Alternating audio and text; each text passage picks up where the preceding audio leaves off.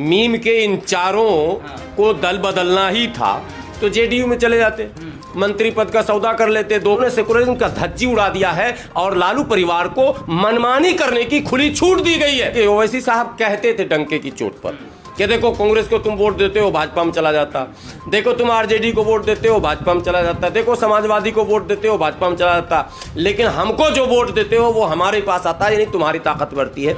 अब ओवैसी साहब ये बात कह नहीं पाएंगे। इससे पहले उत्तर प्रदेश में बड़ी घटना घटी थी जब पीस पार्टी ने 5 विधायक जितवाया था, उनके भी सारे विधायक भाग गए थे। तो ये विडंबना है और ये मुस्लिम लीडरशिप के लिए चैलेंज है कि मुस्लिम में और नॉन मुस्लिम में कितने डिफरेंसेस हैं, कितना फर्क है। मैंने पॉलिटिकल ये जो स्तर है सोचने का कितना घटिया है।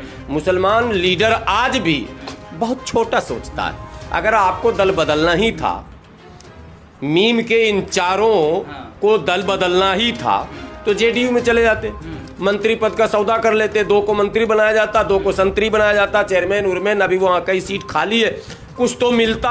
विचारधारा का मामला होता है। कौन सी विचारधारा, कैसी विचारधारा, कौन सी विचारधारा, किस से? बीजेपी की कट्टर विचारधारा। तो बीजेपी कहाँ, जेडीयू अलग है बीजेपी अलग है।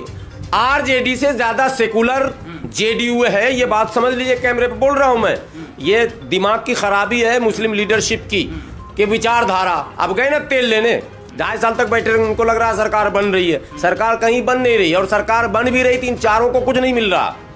चूंकि ये चारों का स्तर समझ में आ गया, इनकी सौदेबाजी का तरीका ये पहला तरीका नहीं, इससे पहले भी खुद अख्तरुल ईमान जब आरजेडी छोड़े थे, आरजेडी ने सौदा किया 4 विधायकों के साथ। अरे सौदा किया या जो किया वो तो दुनिया जानती है कि क्या होता है, लेकिन ये इस तरह का सौदा क्यों करते हैं, इनको पैसे पर सब्र क्यों हो जाता है, ये पद क्यों नहीं लेते। ये मंत्री बनते अगर इसमें से 1-2 भी, तो क्षेत्र का सीमांचल का कुछ विकास कर पाते, कुछ अपने लोगों को एडजस्ट कर पाते। इनसे तो लाख गुना अच्छे भाजपा में रह के शाहनवाज हुसैन है, जो अब तक अपने घर खानदान और रिश्तेदारों को जो है बहुत कुछ कर चुके हैं, अपने जानने वालों को बहुत कुछ बना चुके हैं। जितना संभव हो सका वो केंद्र से लेकर और बिहार तक वो लगातार अपने लोगों के लिए कुछ ना कुछ कर रहे हैं। तो लोग उनकी वाहवाही करेंगे या इनकी, ये काट के उल्लू चार जो गए वहाँ। खेला होगा बिहार के अंदर भी, खेला होगा। अरे कुछ नहीं खेला होगा बिहार में। नीतीश कुमार के सामने तेजस्वी बच्चे हैं, बात समझिए, और लालू जी अनुभवी जरूर है, मगर अब लालू जी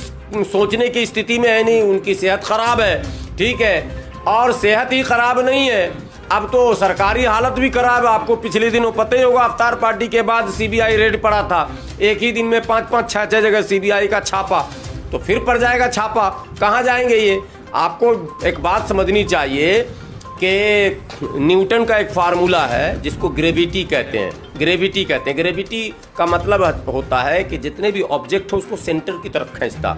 सेंटर में कौन है, गुरुत्वाकर्षण जिसको हिंदी में कहते हैं, वो उस केंद्र की तरफ सबको खींचा जाता है बीच पॉइंट पर। तो केंद्र में कौन है, भाजपा है, तो गुरुत्वाकर्षण जो है वो भाजपा की तरफ आएगा कि आरजेडी की तरफ जाएगा, जो जिसका एक पैर हमेशा जेल में।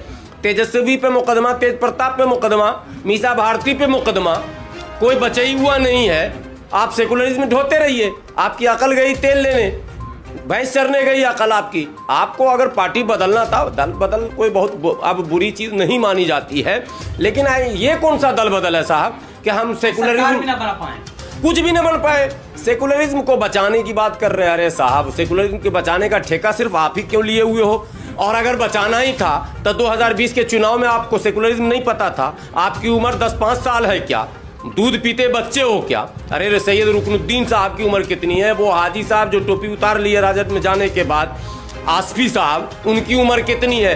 तो जब इनको सेकुलरिज्म 50 साल में पता चलेगा, और शहनवाज जो आलम है, शहनवाज आलम, इनके फादर सेकुलरिज्म के अलंबरदार थे, मरहूम तस्लीमुद्दीन साहब, लालू की सीमांचल के गांधी कहे जाते थे, तो शहनवाज क्यों चले गए कट्टर पार्टी में? अगर इनका आरोप है कि एमआईएम कट्टर पार्टी, हालांकि मैं भी मानता हूं इस बात को, लेकिन मैं तो बचपन से मान रहा हूं, जब से पार्टी का नाम सुना हूं तब से कह रहा हूं कि नहीं नहीं नहीं नहीं, मजहब के नाम पर सियासत नहीं होनी चाहिए। लेकिन आपने किया ना सियासत, आपने फिजा को खराब किया। अगर पार्टी खराब है इसका मतलब आपने इस पार्टी में ज्वाइन करके अपने आप को कट्टर साबित किया है।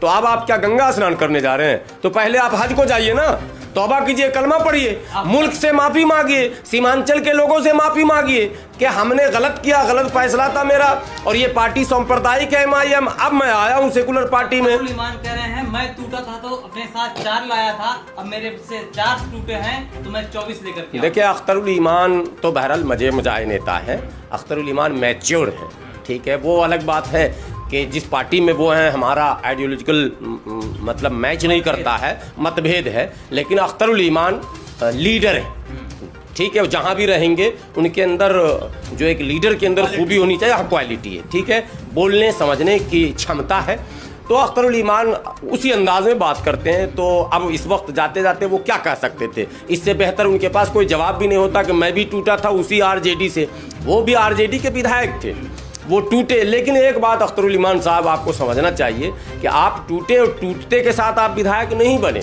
आपने संघर्ष किया, आप 2 बार चुनाव हारे, तीसरी बार आप चुनाव जीते। अब जो ये टूट हुआ है इससे सीमांचल का गणित बिगड़ेगा, क्योंकि व्यक्तिगत प्रभाव है, जैसे तस्लीमुद्दीन साहब के परिवार का बहरहाल व्यक्तिगत प्रभाव भी है, तो वो एक माइनस प्लस चला हो जाता है। इसी तरह से वो रुकनुद्दीन साहब जो हैं वो भी व्यक्तिगत प्रभाव रखते हैं, बाकी लोग क्या रखते हैं उनके विषय में मैं नहीं जानता हूँ, वास्पी साहब वगैरह वहाँ क्या छवि उनकी है, लेकिन रुकनुद्दीन साहब की अपनी एक पहचान है, चूँकि बड़े खानका वगैरह से भी उनका ताल्लुक़ है, तो ये लोग प्रभावित तो करेंगे और MIM को नुकसान तो हुआ, लेकिन MIM की एक बदनामी हुई। ओवैसी साहब भले हैं बुरे हैं, पॉलिटिकल क्या उनका अपना टारगेट है वो सब हम बात इस मौजू पर नहीं, लेकिन एक बात कहेंगे कि ओवैसी साहब कहते थे डंके की चोट पर कि देखो कांग्रेस को तुम वोट देते हो भाजपा में चला जाता, देखो तुम RJD को वोट देते हो भाजपा में चला जाता, देखो समाजवादी को वोट देते हो भाजपा में चला जाता, लेकिन हमको जो वोट देते हो वो हमारे पास आता है, यानी तुम्हारी ताकत बढ़ती है। अब ओवैसी साहब ये बात कह नहीं पाएंगे। इससे पहले उत्तर प्रदेश में बड़ी घटना घटी थी जब पीस पार्टी ने 5 विधायक जितवाया था, उनके भी सारे विधायक भाग गए थे, तो ये विडंबना है और ये मुस्लिम लीडरशिप के लिए चैलेंज है। क्या ये दरी बिछाने के लिए आएंगे? नहीं, दरी तो इनके लीडर भी बिछाएंगे, दरी ही बिछाएंगे, इनके मुकद्दर में वजह। अब ओवैसी साहब की गलती मानिए, देखिए आवाम के नब्ज को टटोलना पड़ेगा। आप उत्तर प्रदेश चुनाव में गए, आपको पहले 3 महीने पहले से कहा गया क्या कहते हैं पॉलिटिकल यूनिटी कैंपेन चल रहा था हम लोगों का, जिसमें इस्माइल बाटलीवाला साहब हम लोग के साथ थे, नेतृत्व कर रहे थे, उनके लीडरशिप में हम लोग 20-25 लोगों का समूह था। हम लोगों ने कहा ओवैसी साहब से भी, हम लोगों ने कहा पीस पार्टी से, हम लोगों ने कहा राष्ट्रीय उलमा काउंसिल से, हम लोगों ने कहा वो तमाम छोटी पार्टियों से कि आप कॉमन मिनिमम प्रोग्राम बनाकर पहले आप मुत्तहिद होइए और एक मुत्तहिदा लाहे अमल बनाकर आवाम के बीच आप चलिए, फिर आवाम को हम लोग सब मिलकर मनाएंगे कि भाई हम सब मुत्तहिद हो गए, कहीं इंतशार नहीं है, अब वोट हमको दो। 100 सीटें उत्तर प्रदेश में जीती जा सकती थी, लेकिन ओवैसी साहब ने 100 सीटों के हराने का ठेका लिया और हरवा कर दिखाया।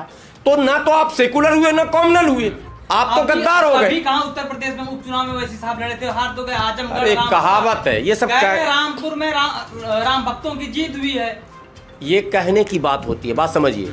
सर अभी कहाँ लड़े थे, तभी कहाँ लड़े थे, तो झारखंड में कहाँ लड़े, ये सब बकवास की बात है। उत्तर प्रदेश के चुनाव में जो कुछ हुआ 100% इनकी वजह से हुआ। अगर ये चाहते सबको मुत्तहिद कर लेते, आपको पता इनके दफ्तर पे धरना प्रदर्शन हुआ, इनके लोग गाली गलौज दे रहे थे हम लोगों को जब इत्तेहाद की बात हम कर रहे थे। तो आप नाम रखते हैं मजलिस इत्तेहादुल मुस्लिमीन, इत्तेहाद नहीं करते और इत्तेहाद से खुद भागते हैं, नाम रखते हैं पीस पार्टी और शांति से खुद भाग जाते हैं। तो आप जब मुत्तहिद नहीं होएगा तो हम कैसे मुत्तहिद होंगे, आवाम को कैसे कहेंगे मुत्तहिद होने। तो ये दिन तो आना ही था जो आ गया, पर इन चारों ने कोई अच्छा काम नहीं किया, न तो अपने लिए न पार्टी के लिए। एक बात इसमें निकल कर आती है, अगर RJD जिस तरह से अगर 4 विधायक तोड़ी है, हो सकता है JDU के अंदर जब अग्निपथ को लेकर के तमाम उनके मतभेद सामने आए, अलग अलग बीजेपी और JDU के बीच की जो बातें सामने आई, अग्निपथ का उन्होंने विरोध किया। अरे भविष्य की बात आप छोड़िए ना, विरोध किया अग्निपथ का विरोध, इससे पहले नीतीश कुमार बहुत विरोध कर चुके हैं। हो सकता है कि उनके विधायक टूटकर सामने आए, इसलिए हो सकता है। ये हम ख्याली पुलाव क्यों पकाएंगे। नीतीश कुमार पहली बार जो है भाजपा के नीतियों से जो है उनका टकराव, ये पहला कोई नहीं है। कई ऐसे मुद्दे हैं जिसमें भाजपा से उनका टकराव होता रहता है। नीतीश कुमार एक अलग चीज है, नीतीश कुमार हर चीज को घुमाना मैनेज करना जानता। भाजपा वाले दाएं बाएं भागते तो नीतीश कुमार खुद जाके अफ्तारी करने लगते हैं, और नीतीश कुमार खाना भी खा लेंगे मगर सरकार नीतीश कुमार ही मुख्यमंत्री बनेंगे बिहार में, यह फार्मूला उनका रहता है। अब जो आरजेडी सरकार बनाने की इच्छा रख रही है वो ये रख रही कि हम मुख्यमंत्री बने, वो संभव नहीं है। और अगर ऐसा संभव भी हो गया तो ये चारों को क्या मंत्री पद मिलेगा? इनसे ना पूछिए आप क्यों नहीं जेडीयू में चले गए मंत्री पद लेने? आप शिंदे से मुकाबला कर रहे हैं। शिंदे तो ऑटो चला के मुख्यमंत्री तक का सफर कर लिया, उसने बगावत किया तो मुख्यमंत्री वो बन गया। हमने बगावत किया तो अपने कौम का धोखेबाज भी हम कहला गए और कुछ मिला भी नहीं। क्या मिलेगा? वहां मीटिंगों में पीछे बैठाया जाएगा आपको। क्या है, कौन सा कद है? तस्लीमुद्दीन बन जाएंगे शाहनवाज। तस्लीमुद्दीन साहब ने अपना कद बनाया था साहब, उनकी एक अपनी पहचान थी, वो लालू जी को भी डांट देते थे। शाहनवाज में है वो दम कि डांट देंगे किसी को? नहीं। इसलिए इन लोगों ने गलत फैसला लिया है, नुकसान किया, अपना भी नुकसान किया है, पार्टी का भी नुकसान किया, और मुसलमानों का मोरल डाउन हुआ। सीमांचल में एक अंदर से जो बात बन रही थी कि हम कुछ कर सकते हैं, पॉलिटिकल पार्टियों को शर्तों पर हम खड़ा कर सकते हैं, आरजेडी की सरकार भी बनती और एमआईएम का अगर 5 से 6, 7, 8 अगर ये सिस्टम शुरू रहता, एक दबाव तो रहता पॉलिटिकल। हालांकि मैं एमआईएम का बिल्कुल समर्थन नहीं करता हूं, लेकिन पॉलिटिकल दबाव आज के दौर में इन सेकुलर पार्टियों पर बनाना बहुत ही जरूरी हो गया। और ऐसे में इन चारों का जाना सेकुलरिज्म को खतरा हो गया। ये कह रहे हम सेकुलरिज्म बचाने चले गए, इन्होंने सेकुलरिज्म का धज्जी उड़ा दिया है और लालू परिवार को मनमानी करने की खुली छूट दी गई है।